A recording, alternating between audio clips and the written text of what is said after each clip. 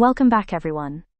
Over the last few weeks, we've built a strong foundation. We've looked at structure and narrative arc, how stories move, how tension rises, where turning points land. We've practiced writing stronger scenes, so that what happens on the page feels purposeful, vivid, and emotionally alive.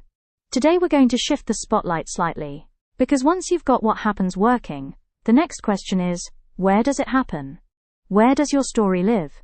Story never happens in a vacuum. It always unfolds somewhere specific.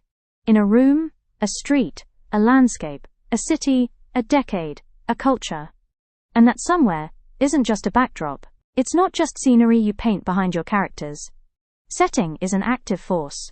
It shapes what's possible, what's risky, what feels safe, what feels threatening. It influences how people behave, how they speak, what they notice, what they hide, and what they're trying to escape. Think about it. A conversation in a crowded cafe carries a completely different energy from the same conversation in an empty car park at night. A confession in bright daylight feels different from a confession in a dark hallway.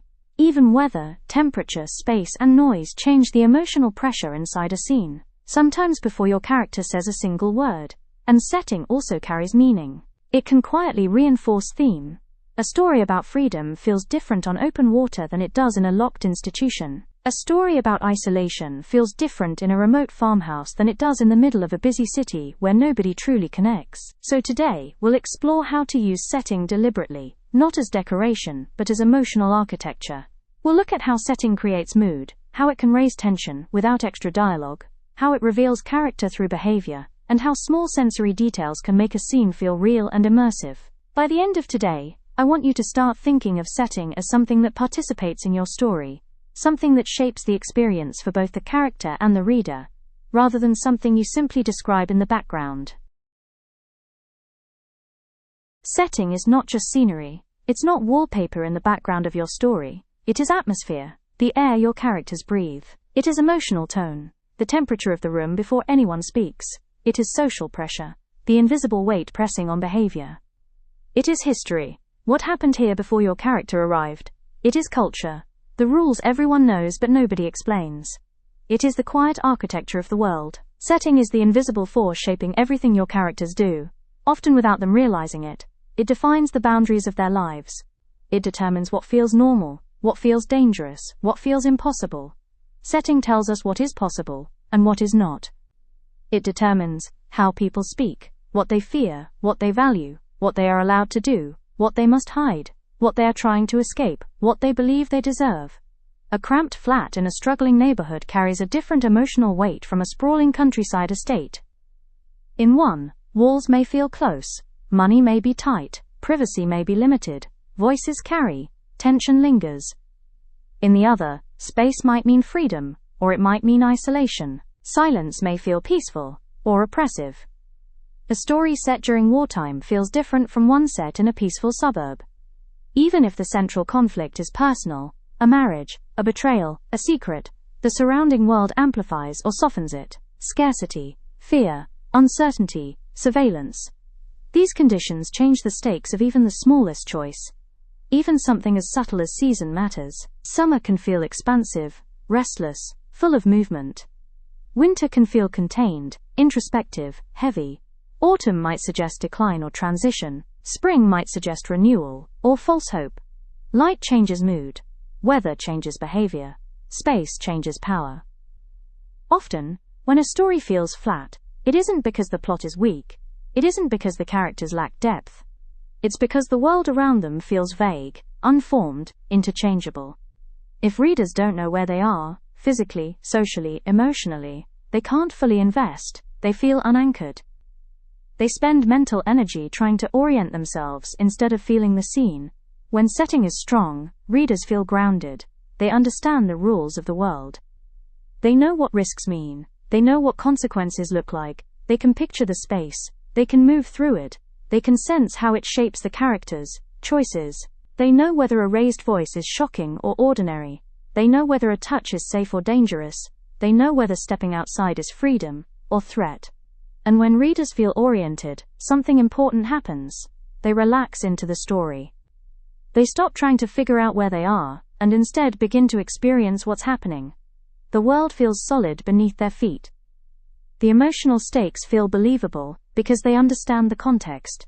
That's immersion. And immersion is what keeps people turning pages.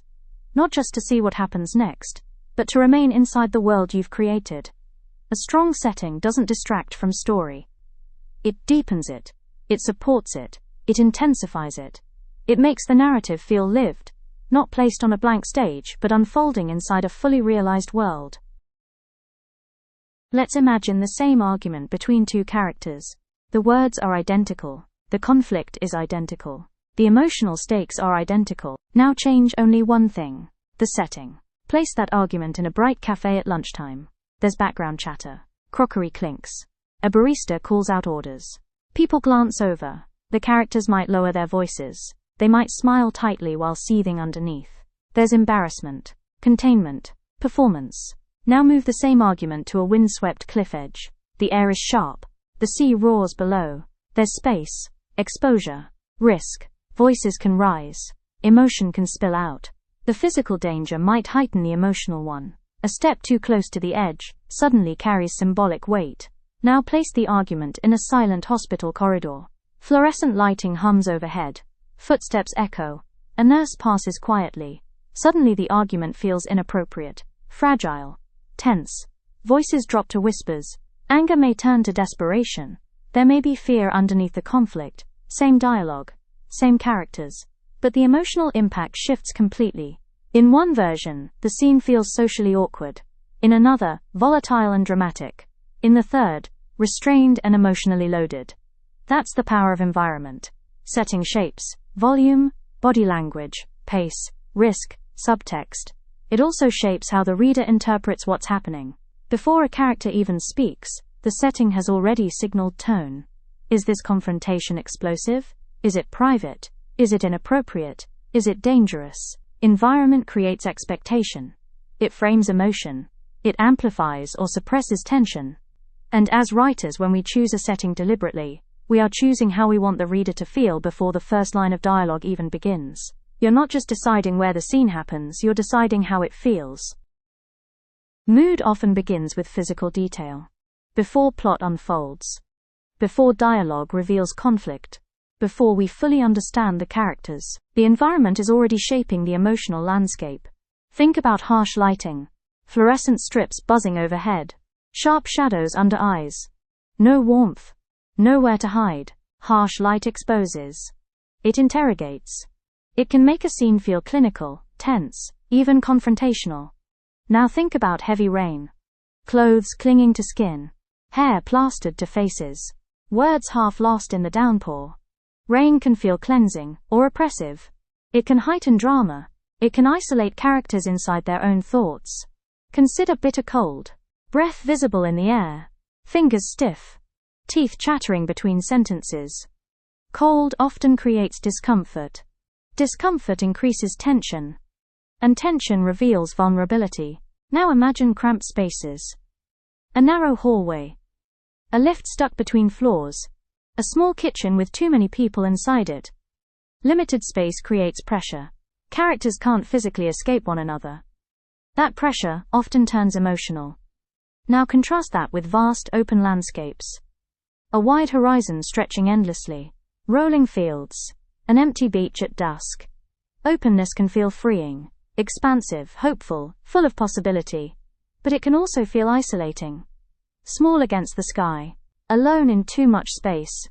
Nowhere to hide from your own thoughts. These physical details trigger emotional responses in readers almost subconsciously. We don't consciously think, yes, narrow hallway equals tension. We just feel it. That's the power of environment. A narrow hallway feels tense because our bodies understand confinement. A wide horizon can feel liberating or lonely because space magnifies scale and perspective. As writers, when we choose setting details carefully, we are choosing the emotional undercurrent of the scene. We are quietly telling the reader how to feel before anything dramatic even happens. So ask yourself, what emotional tone does my environment naturally create? Does this setting support the emotion I want? Or is it contradicting it? If your character is experiencing fear, does the environment amplify that fear? If they are experiencing hope, does the world around them reflect or resist it? Setting is not decoration, it is emotional architecture. And once you begin thinking about it that way, your scenes gain depth almost immediately.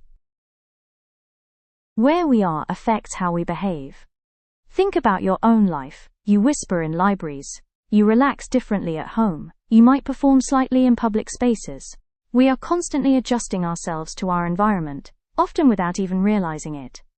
The same person behaves differently at a job interview, at a family dinner, at a school reunion, in a hospital waiting room. Environment changes posture, tone of voice, confidence, vulnerability. Your characters should do the same. If they behave exactly the same in every setting, they can begin to feel flat.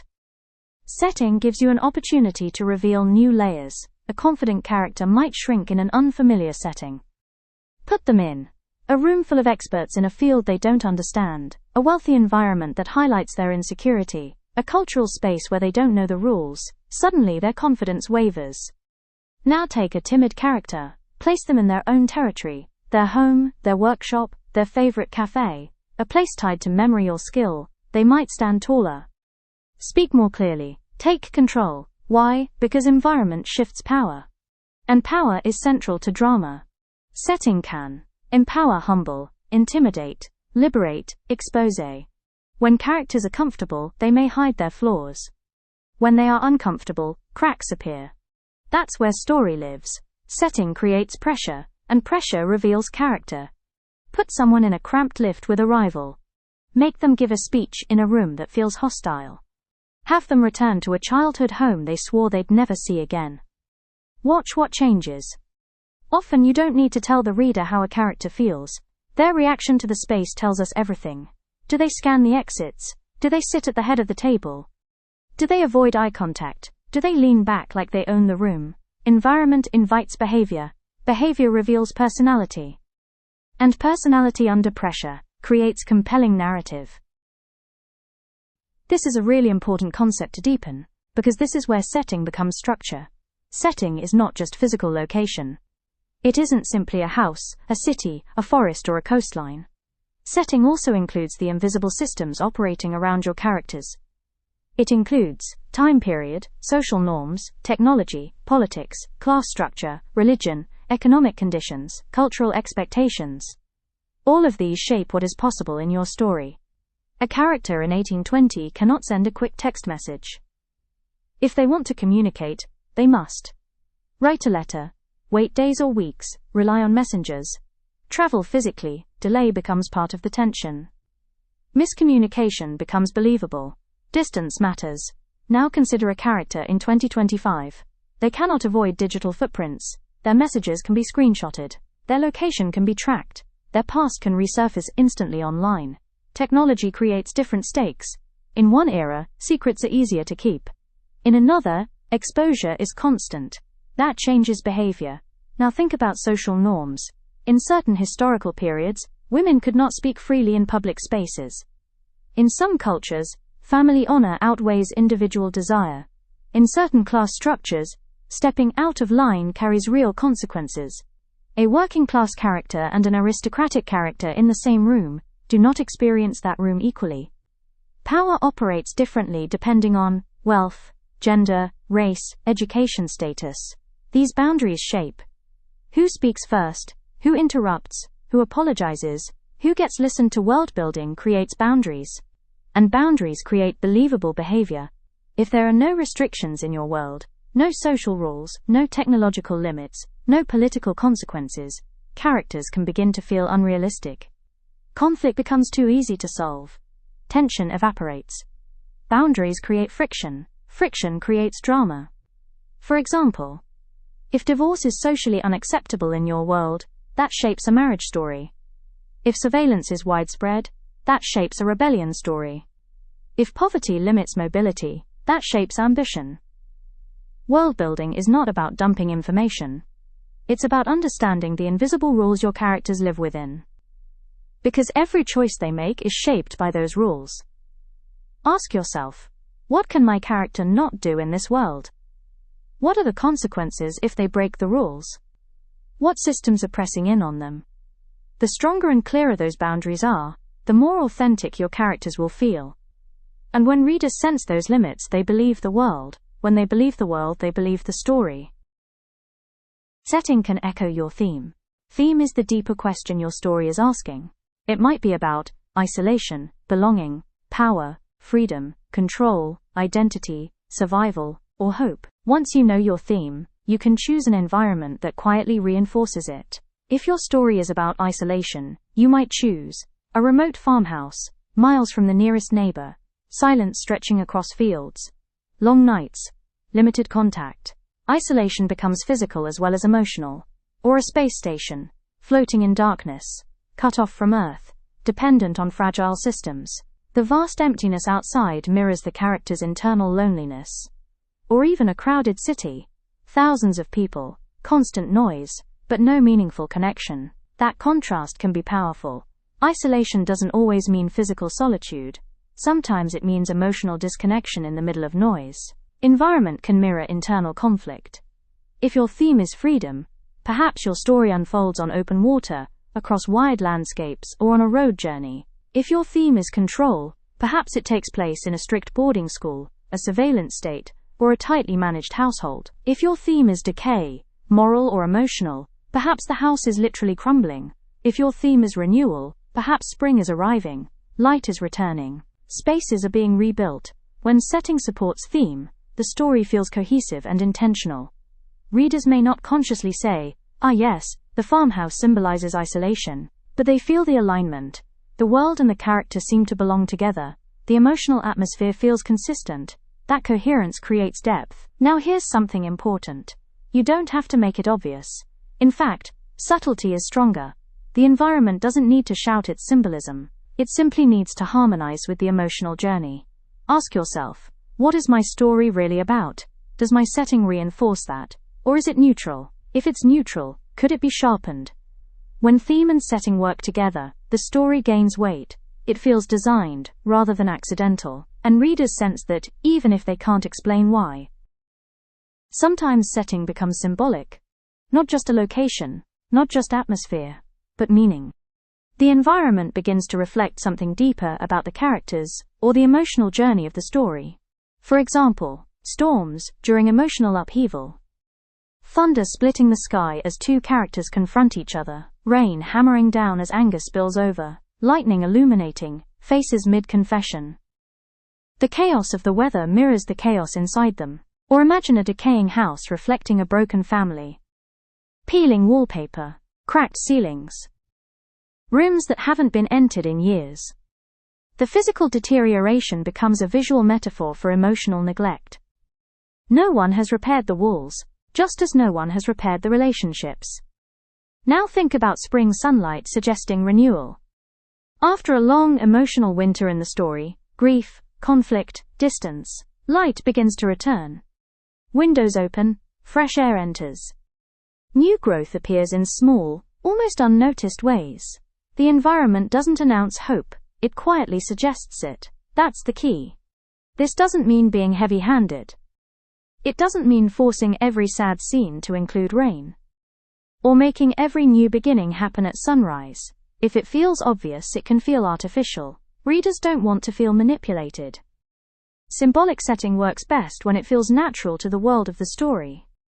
It should feel like the environment would exist anyway. Even without the symbolism, you're not arranging the weather like stage lighting.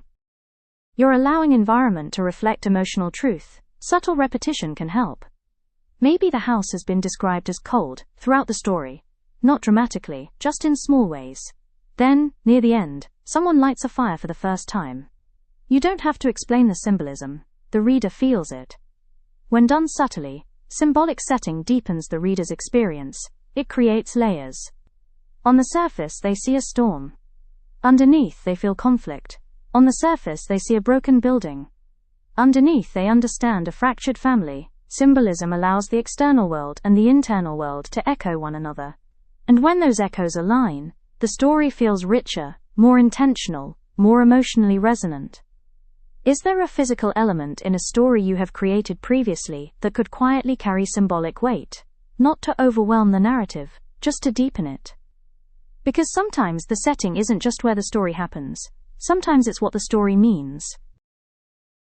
Readers don't just want to see the world. They want to feel inside it. If you only describe what something looks like, the reader stays at a distance, like they're watching through glass. But the moment you engage the senses, you pull them into the room, you move them from observer to participant. Think about how we experience life. We don't experience it as a series of images, we experience it as sensation, sound, touch, smell, taste, sight. That's what makes something feel real. So when you're building a scene, ask yourself, what does the character see? What do they hear? What can they smell? What can they physically feel against their skin?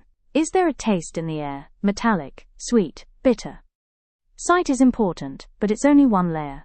A street described visually might feel flat, but add the low hum of traffic, the sticky heat clinging to skin, the smell of fried food drifting from a takeaway, grit beneath the soles of shoes. Now the reader isn't just seeing the street, they're standing in it. Touch is particularly powerful. Cold air biting at cheeks, sweat gathering under a collar, the rough grain of a wooden table beneath trembling fingers. Temperature changes emotion, texture changes intimacy, sound creates atmosphere. A distant siren suggests unease. Laughter drifting from another room suggests exclusion. A ticking clock suggests tension. Smell is deeply emotional. The scent of perfume can trigger memory. The smell of damp can suggest decay. Fresh bread can suggest comfort and safety. Taste is often overlooked, but it's intimate. Blood at the corner of a mouth. Salt on lips after swimming. Stale coffee gone cold. If you only describe what something looks like, it can feel cinematic but distant. The moment you add texture, temperature, sound, the scene becomes immersive. The reader's body begins to respond. They tense, they relax, they recoil, they lean forward. That's when writing moves beyond description. It becomes experience. And the key isn't to overload every paragraph with all 5 senses. It's to choose carefully. 1 or 2 strong sensory details, placed deliberately, can make a scene feel completely alive. Don't just show me what the room looks like, let me feel the air inside it. Because once the reader feels it, they believe it. And once they believe it, they're inside your story. Showing through the senses is such an important craft point, because this is where writers move from telling to trusting the reader. Instead of saying, it was a rough neighborhood, show it. When you label something rough, dangerous, beautiful, peaceful, you're telling the reader what to think. But when you show it through detail, you allow the reader to experience it and come to that conclusion themselves. And that feels far more powerful. So instead of the label, give us the evidence. The sour smell of rubbish baking in the heat. Sirens in the distance, not once, but repeatedly. Graffiti layered over boarded windows. Paint cracking over paint. Glass crunching underfoot as your character walks. A dog barking behind a rusted gate. A streetlight flickering but never fully illuminating the pavement. Now you haven't told us it's rough. But we feel it. Specific sensory detail makes setting believable. It grounds the reader in something concrete. Rough is abstract.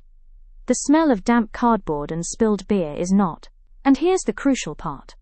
When you allow readers to draw their own conclusions, they become more engaged. Instead of passively receiving information, they are interpreting. They are participating. They think, this place feels unsafe. This place feels neglected. This place feels tense. You never had to say it. That's trust between writer and reader. It also avoids cliché. If every dangerous neighborhood is simply described as rundown or grim, the writing feels generic. But when you choose precise, specific details, the world becomes unique to your story. Now, an important balance. You don't need a long list of details, you need the right details. One strong sensory image can be enough. For example, he stepped off the bus and the smell hit him first. Sour, metallic, and stale. Already, we feel something. The key is this. Don't name the mood. Create the conditions for it. Let the reader infer.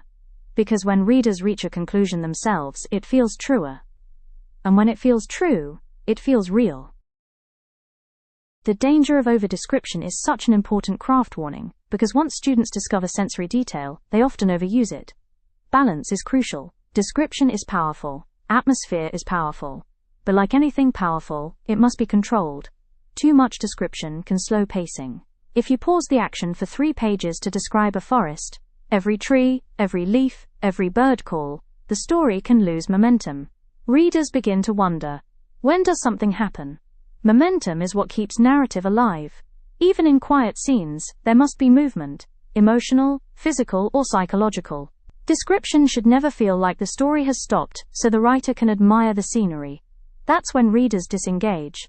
They skim. And skimming is a sign that tension has dropped. Ask yourself, is this detail enhancing tension? Or is it delaying it? Is it adding emotional weight? Or is it decorative? For example, if a character is running through a forest being chased, you don't need a botanical catalogue. You need branches tearing at sleeves, roots catching at feet, breath burning in lungs. That's setting in motion. But if you stop to describe how sunlight dapples gently through the canopy for a full page, the urgency disappears. Pacing and description must work together.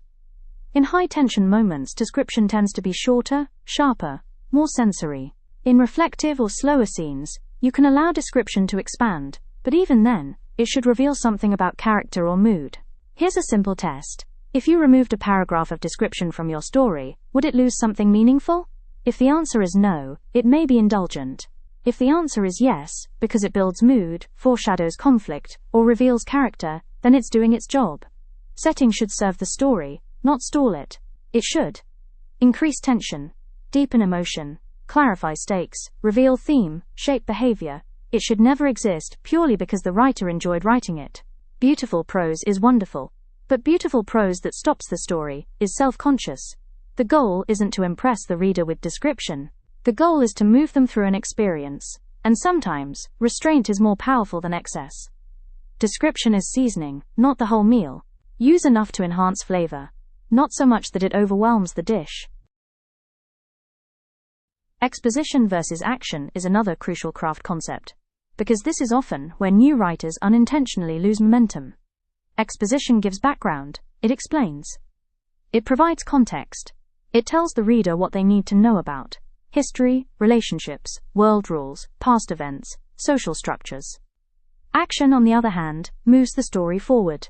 It creates change, it builds tension, it forces characters to make decisions. Both are necessary. The problem isn't exposition itself, the problem is how it's delivered.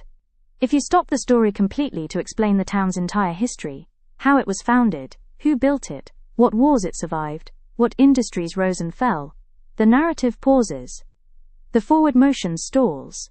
Readers can feel that pause, and when forward motion stalls, tension drops. Instead of feeling immersed, they feel like they're being briefed. The key is blending exposition with action. Rather than stepping outside the scene to explain, allow background to surface organically.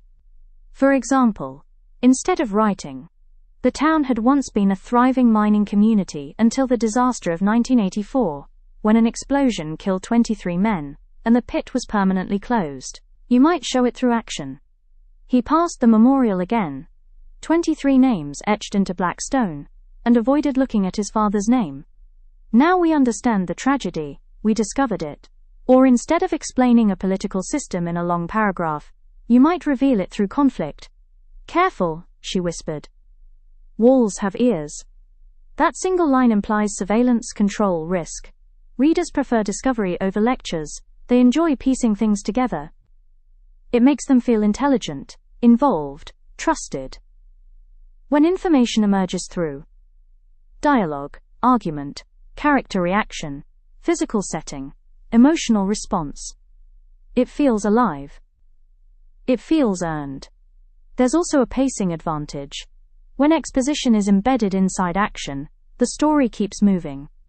For example, as she signed her name in the ledger, the same ledger her mother had signed before her, she hesitated. In one small moment, we learn about tradition, lineage, expectation, without stopping the scene.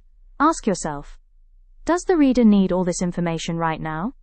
Or can they learn it gradually? Often, writers front-load information because they're worried the reader will be confused. But mystery creates engagement. Curiosity pulls readers forward.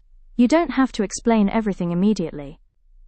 In fact, withholding slightly and revealing strategically often strengthens the narrative. Think of exposition like seasoning. Sprinkle it through the dish. Don't pour it on in one heavy layer.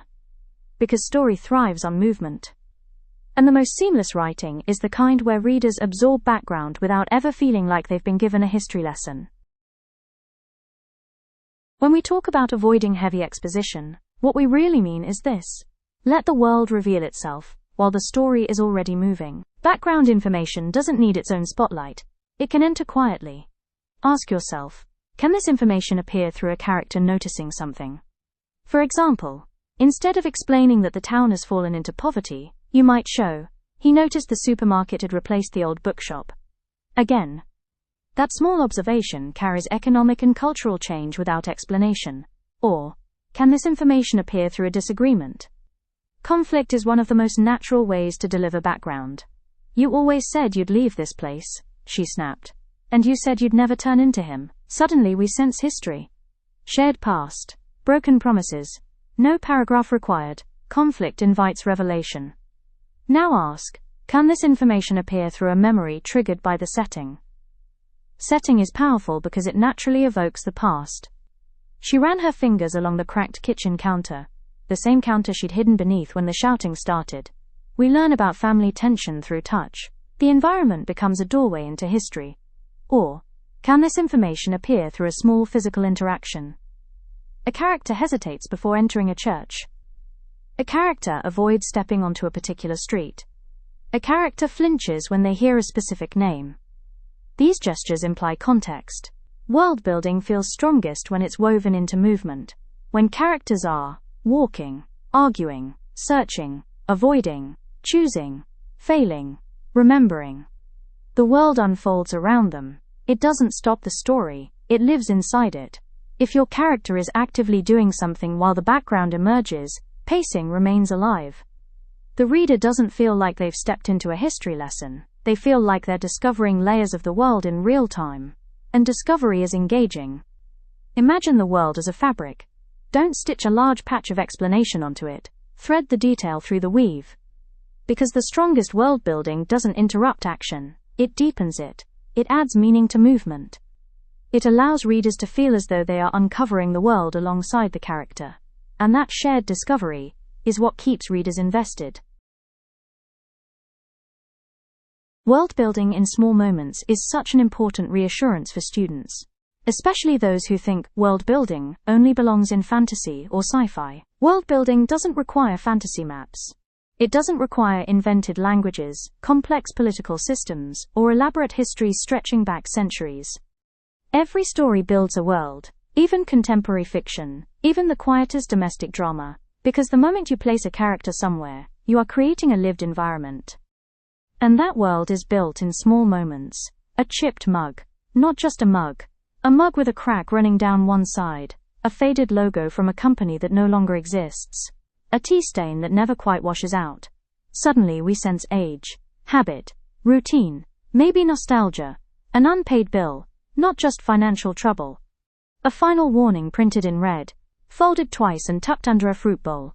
Ignored for 3 days. Now we feel pressure. An empty playground at dusk, swings moving slightly in the wind, the rubber matting still warm from the afternoon sun, a forgotten shoe beneath the slide. There's atmosphere, possibly memory, possibly loss. Small details create authenticity, because life is made of objects. Textures, sounds, clutter, absence. When a writer chooses precise details, the world begins to feel inhabited, not staged. The key is specificity. Messy kitchen is vague. But a sink full of cloudy water, a knife left on the counter beside half-cut bread, a fridge humming too loudly in the silence, that feels lived in. General description feels vague, because it could apply to any story. Specific detail feels real because it feels chosen. And chosen detail suggests intention. It suggests that this world exists beyond the page. Here's another important point. You don't need many details, you need the right ones. One precise object can suggest an entire backstory. For example, he still wore his wedding ring, though the house had been empty for months. That single detail implies separation, grief, refusal, memory, without explanation. World building in small moments is about trusting objects and spaces to carry meaning. You're not describing everything, you're selecting, you're curating. You're allowing readers to assemble the world from fragments, just like we assemble understanding in real life. Don't try to build the whole world at once. Place one real object in it, then another, and let the world grow outward from there. Because authenticity doesn't come from scale, it comes from detail. And detail is where story feels alive. When setting works in harmony with scene, something powerful happens. Your writing gains atmosphere. It gains emotional weight. It gains presence. Readers stop simply observing events from a distance. They're no longer just watching characters move through a backdrop. They begin to feel the air in the room. They hear the silence between lines of dialogue. They sense the tension before a word is spoken. They notice the flicker of light, the shift in temperature, the narrowing of space. The environment stops being decoration. It becomes participant. It presses on the characters. It shapes their choices. It reflects their inner world. It reinforces the deeper meaning of the story, and when all of those elements align, emotion, conflict, setting, theme, story stops feeling like something being told. It becomes something being experienced. That's the shift we've been working toward, not just writing events, but creating immersion. Because readers don't remember plot points as much as they remember how a story made them feel, and feeling comes from atmosphere. This is where everything we've just discussed becomes practical. Choose a character. It can be someone from your current project, or someone entirely new. It doesn't need to be complicated. Now place them somewhere specific. Not just a park, not just a house. Be precise. A bus stop in the rain at 10 p.m. A hospital waiting room at 3 a.m. A kitchen the morning after an argument. A supermarket, 5 minutes before closing. Specificity creates atmosphere instantly. Your focus is not plot, your focus is immersion. As you write, concentrate on at least 3 senses. What can they see? What can they hear? What can they physically feel? Is there a smell? A taste? You don't need all 5, but use at least 3. Then include one detail that shapes mood. It might be a flickering light, a ticking clock, a child's laughter in another room, cold air creeping under a door. Choose something that subtly influences how the scene feels. And finally, include one subtle hint at theme. Not something obvious. Not something explained. Just a small suggestion. If your theme is isolation, perhaps the character notices everyone else sitting in pairs. If your theme is control, perhaps they straighten objects compulsively. If your theme is renewal, perhaps a window is opened for the first time. Don't explain the theme. Let it live inside the detail. Avoid long blocks of explanation. If you catch yourself writing a paragraph that begins with, "She had always," "He used to," "This town had once," pause. Ask yourself, can I show this instead? Let the setting work through movement and interaction. Your character should be doing something. Waiting, cleaning, searching, avoiding, watching, leaving. As they move, the world reveals itself. That keeps the scene alive. You don't need a beginning, middle, and end. You just need a moment. A slice of time. Something that feels lived in. Don't overthink it. Trust the senses, trust the setting. Let the world do some of the emotional work for you. Now, next week we'll be moving into something equally powerful. So far we've explored where a story happens. We've looked at structure. We've strengthened scenes. We've deepened setting and world building. But next week we shift our attention from where a story happens to who is telling it and how. Because the lens through which a story is told changes everything. We'll be exploring point of view and voice. We'll look closely at first person, I, second person, you, third person, he, she, they. Each perspective comes with strengths and limitations. First person can feel intimate, immediate, confessional. We sit directly inside one mind. But it also restricts what we can see. We only know what that character knows or chooses to reveal. Third person can offer flexibility. It allows us to zoom in or pull back. It can move between characters or stay tightly focused, but it requires control to maintain emotional closeness. Second person is rarer, but powerful when used deliberately. It can feel immersive, confronting, even unsettling. We'll explore not just what these perspectives are, but what they do. Because the perspective you choose determines what the reader sees, what the reader knows, what the reader feels, what the reader is allowed to question. It controls distance. It controls trust. It controls mystery. We'll also talk about something that quietly weakens many developing writers: consistency of perspective.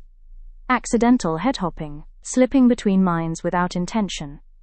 Breaking the reader's sense of grounding. When perspective shifts unintentionally, immersion fractures. And immersion is everything. Then we'll move back onto voice. We touched briefly on this in week 2, but we will focus more on voice next week. And this is where writing becomes truly distinctive. Because 2 writers can describe the exact same setting, the same supermarket, the same farmhouse, the same empty playground, and the scene will feel completely different depending on the voice. Voice is rhythm. Voice is word choice. Voice is sentence length. Voice is attitude. Voice is bias. Voice is personality on the page. It's what makes a piece unmistakably yours. If setting gives your story atmosphere, voice gives it identity. So next week, we're not changing direction, we're deepening control. We're learning how to shape not just what happens in a story, but how it is experienced. Because no matter how strong your setting, structure, or scenes are, if the lens is unclear, if the perspective wavers, if the voice feels generic, the story loses power. But when perspective is deliberate, when voice is confident, when the narrative lens is controlled, your writing stops feeling accidental. It starts feeling intentional. And that's the shift from writing instinctively to writing with craft. See you all next week.